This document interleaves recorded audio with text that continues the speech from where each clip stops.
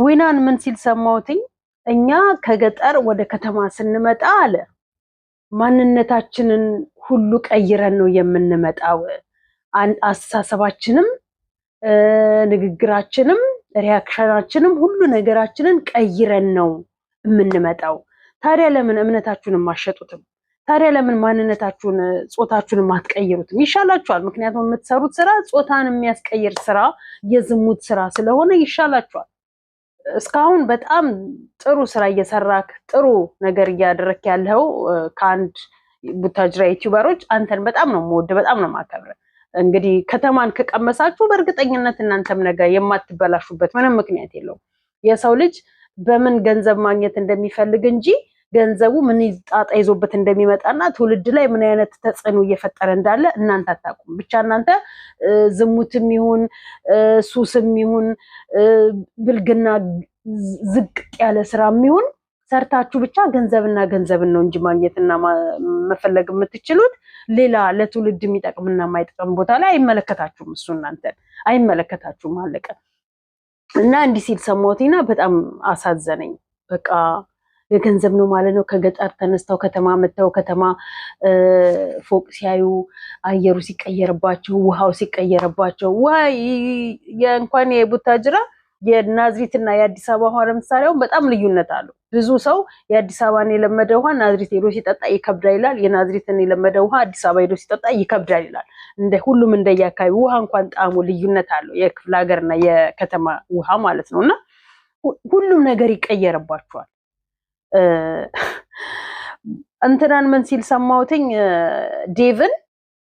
ዴቭ የዋነኛው አለ የዚህ ሁሉ ተጠያቂ በአብርሃም ህይወት ከመጀመሪያ እስካሁን ድረስ በጥፋትም ይሁን በጥሩነት ኤፍሬም ነው አለ አያችሁ ምን ያህል ማይንዳቸው ራሱ ዜሮ እንደሆነ የምታውቁት ማን ትክክል ማን መጥፎ እንደሆነ እንኳን በአግባቡ ማን ጥሩ ስራ ማን መጥፎ ስራ እየሰራ እንዳለ እንኳን በአግባቡ ከንግግራቸው ጀምሮ የማይችሉ መሆናቸውን የምናውቀው በዚህ ነው በቃ ምንም የሚችሉት ነገር የለም ሰው በዚህ ተነትነዋል ሰው በዚህ ይረዳዋል ምናምን የለም በቃ መናገር ስለቻሉ ማውራት ስለቻሉ ብቻ ሚዲያ ካሜራ ይዘው ቀርበው ማውራት ብቻ ነው የሚችሉትና የሚፈልጉት ማለት ነውና የዚህ ሁሉ ተጠያቂ ድና ፓስፖርቱን አምጣ ከፍቅር ጋርም አይሆንም ፓስፖርቱን ይዞ ሌላ ሀገር ይሄዳል በነገራችን ላይ ብዙ ቡታጅራ የነበሩ ዩቲዩበሮች ወደ አዲስ አበባ ሲመጡ አዲስ አበባ ውስጥ እንኳን ሆነው አሁን ቪዛ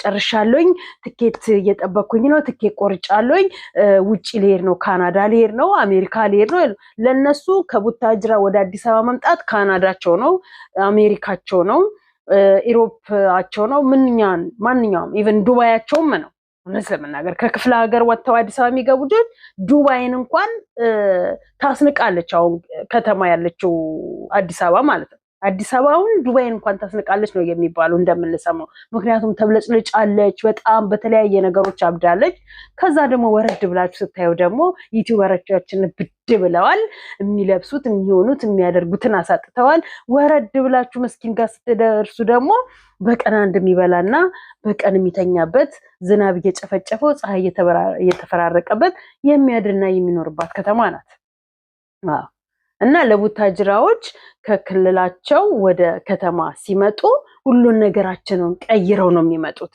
ሁሉ ነገራቸውን በቃ ቡታጅራ ያለው ማንነታቸውን እዛ ልብስ አውልቀው እንደነገ ወደ ከተማ ልሄድ ነው ብለው ማታ ያዘጋጁትን ልብስ ወደ ከተማ ሲመጡ የሚለብሱትን ልብስ አውልቀው እዛ ጥለው እንደሚወጡት ሁላ ልክ እንደዛ ልብስ ነው አውልቀው ቡታጅራን ትርክፍ አድርገው ትተውት ወደ ከተማ የሚመጡት ከዛ ልክ ከተማ የሆነ ነገር ተሻሽለው ምናምን አይተው ለብሰው ማያውቁትን ሲለብሱ ሲያደርጉ በቃ እንደነሱ አራዳ እንደነሱ አሪፍ እንደነሱ ስማርት የለም ከዛ ደግሞ ቤተሰብ ጋር ሄደው ለመጠየቅ ምናምን ነገር ሲነሱ ደግሞ እዛ የከተማ የለበሱትን ልብስ ቁጭ ያደረጉትና ወደ ክፍለ ሀገር ላይ ሲሄዱ የሚለብሱትን ልብስ ደግሞ ያው ይዘው ስለሚመጡ የቡታጅራው ልብስ አይቀርም እዛ በሻንጣ ለብቻው ሳጥን ውስጥ ቦታ አለው የቡታጅራው ልብስ ሳጥን ውስጥ ቦታ አለው ልብስ ያረጉትና ወደ ክልላቸው ይሄዳሉ በቃኛ እኮ እንዲነን ምናምን ነገር ነው ጅልጦች ናቸው ጅልጦች እንደወረዱ የማይረቡ ፋራ መሆናቸውን የምናውቀው እዚህ ነው ተመልከቱት አሁን ይሄ ሰገጤ ገና አሁን ነው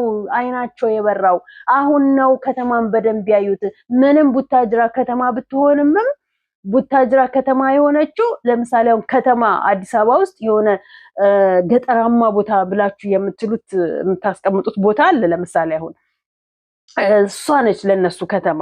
አሁን አዲስ አበባ የሚያዩት ከተማና ቡታጅራ ያለው ከተማ በምንም ነው የማይገናኙት፣ በምንም ነው የማይተዋወቁት፣ በምንም። እኛም እኮ ከተማ ነው ቢሉ ከተማ ቡታጅራ ያለ ከተማና አዲስ አበባ ያለ ከተማ ሰማይና ምድር ናቸው።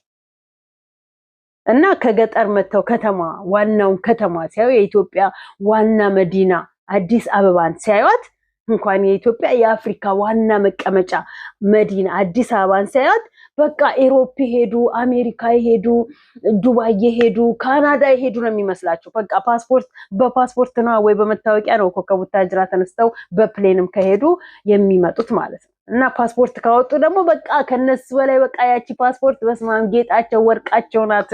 ለማንኛውም አትሸወዱ ዝም ብላችሁና ፀጉሩን ተሰርቶ መጣ። እኔ እንደው ግጥጥ ያለ ገጣጣ እንደው ጌታው ይቀር ይበለኝ። እኔ ልጆቹን ወልጃለሁኝ። እኔ ከዚህ በኋላ አልወልድም አልፈልግም። ልጆቼ ብቻ መጨረሻቸውን ያሳምርልኝ። ልጆቼ ብቻ የሆኑ ልጆች ይውለዱልኝ እና ፀጉሩን ሹሩባ ተሰርቶ መጣ። ሌሎቹ ሲፈቱ እሱ ተሰራ። አንዱ ሲጥል አንዱ ያነሳል። እሱ ያደረገውንማ አይቀርም እኔ ጋር፣ እሱ የሚያደርገውን አይቀርም እኔ ጋር ያለ። ወደ ሃይሚና ብሩክ ስንገባ ሃይሚና ብሩክ እንግዲህ እስካሁን የተደረገው ውሸት ነበረ።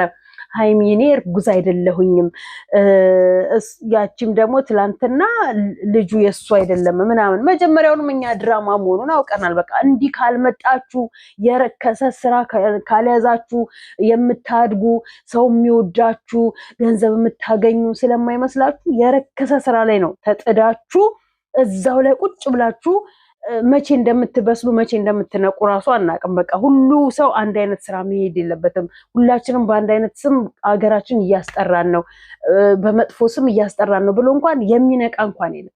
እዛችሁ ቆሻሻችሁ ላይ ዝፍዝፍ እንዳላችሁ ትወጣላችሁ።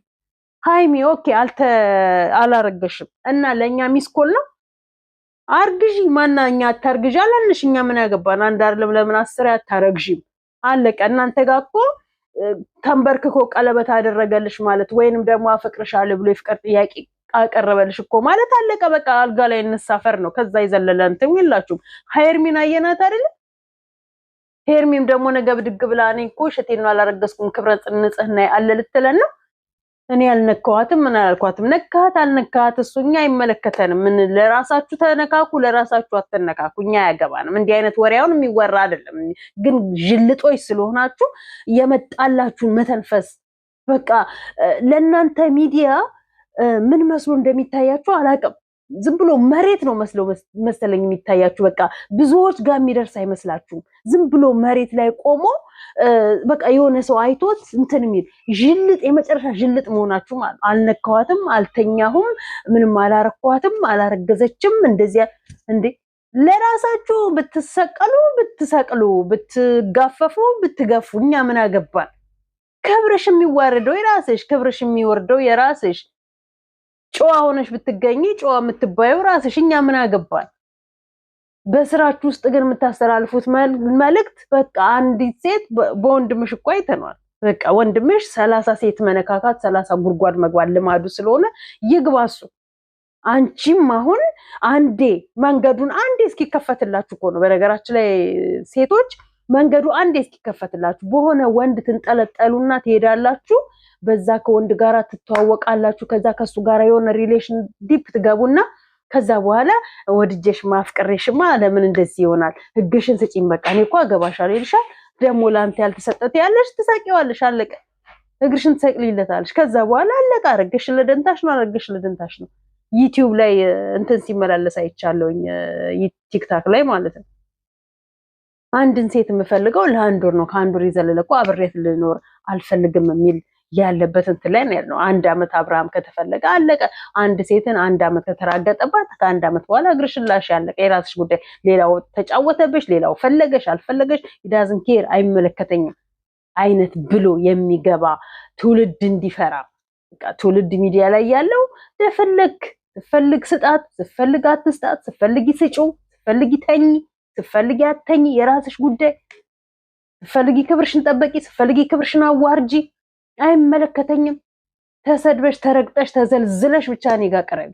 እነዚህን ዩቲዩበሮች ታውቋቸዋላችሁ? እነዚህን ዩቲዩበሮች እንዴት የሚያምሩ ጥንዶች፣ እንዴት የሚያስቀኑ ባልና ሚስቶች፣ ሴት ልጅ አለቻቸው፣ ስንት አመታቸው፣ እንዴት የሚያስቀኑ እንደነዚህ አይነት የሚያስቀኑ ዩቲዩበሮችን ማየት ሲገባል እንደነ ቃልና አዲስ አይነት የሚያማምሩ የፍቅር የታሪክ የእውነት እንደነ ዮና ኤሚ የሚባሉ የሚያማምር የትዳር ህይወት ያላቸው እንደዛች ደግሞ ማነች የምትባል በቃ እንደነሱ አይነት ዩቲዩበሮች አሁን አይታዩም። እነዚህ አሁን ቆይቷል ከረጀሙ አይታዩም። ዝሙት ነው አለች እኮ ቃልና አዲስ እንትን ሲለው ስለ ማነው ስሙ ዶንኪ ቲዩብ ሲናገሩ በአሁን ሰዓት ላይ የታየ ያለው ዩቲዩብ ቪው እያገኘና ሀገር እያበላሸ ትውልድ እያጠፋ ያለ ዩቲዩበሮች ወደ ላይ እየወጡ ነው።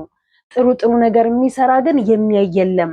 ዝሙትን ተጋባች፣ ተፋታች፣ አረገዘች፣ ወለደች፣ ተገናኘች፣ ተለያየች፣ ተኛች፣ ተነሳች፣ ሰቀለች፣ ወረደች፣ በቃ ራቁቷን ወጣች፣ ጡቷ ታየ፣ ቂጧ ታየ የሚሉ ዩቲዩበሮች ለትውልድም ለሀገርም ጠንቅ የሆኑ ዩቲዩበሮች እየታዩ ነው፣ እየተሰቀሉ ነው። ምክንያቱም ትውልዱ እየተበላሸ እየሄደ ነው። ትውልዱ እየዘቀጠ እየሄደ ነው።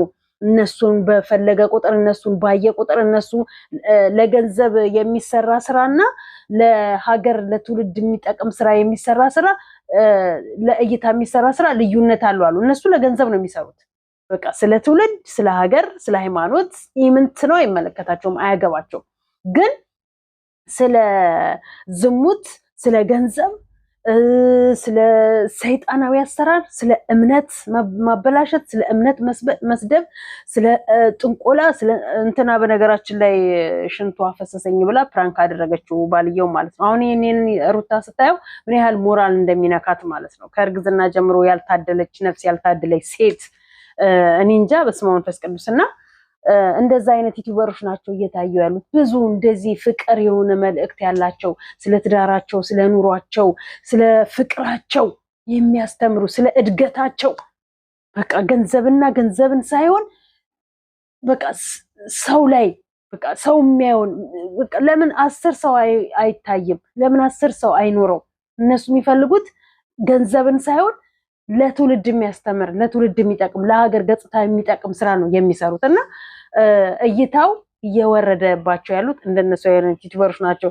እኔ እኮ ነገርኳችሁ የቲክታክ ዩቲዩብ ቻሌንጅ ተሰጥቶኛል 15000 ሰብስክራይብ ብያችሁ ጭራሽ ማየትም አቁማችኋል። የ15000 ሰብስክራይቤን ቻሌንጅ ሙሉልኝ አሳድጉኝ።